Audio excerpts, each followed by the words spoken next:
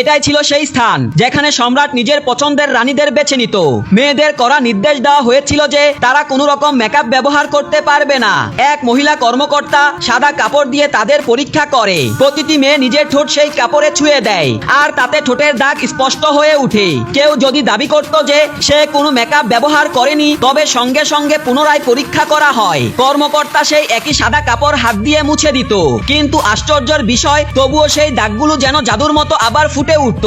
সেখানে উপস্থিত কারোর মধ্যেই এতটা সাহস ছিল না যে সত্যিটা প্রকাশ করতে পারে।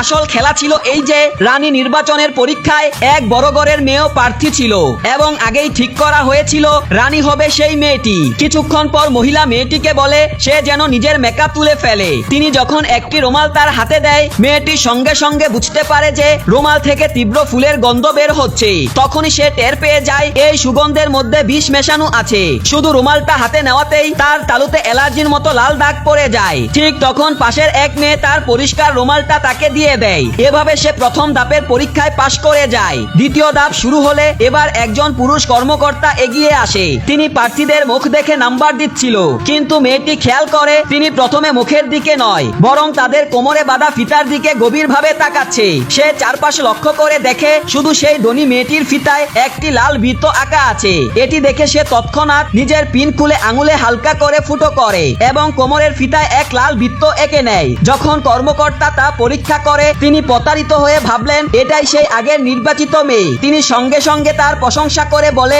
এ তো দেখতে ঠিক রাজকুমারীর মতো। বাকিরা হতভম্ব হয়ে যায় আর শেষ পর্যন্ত সেই সাধারণ মেয়েটি সম্রাটের রানী হয়ে যায়।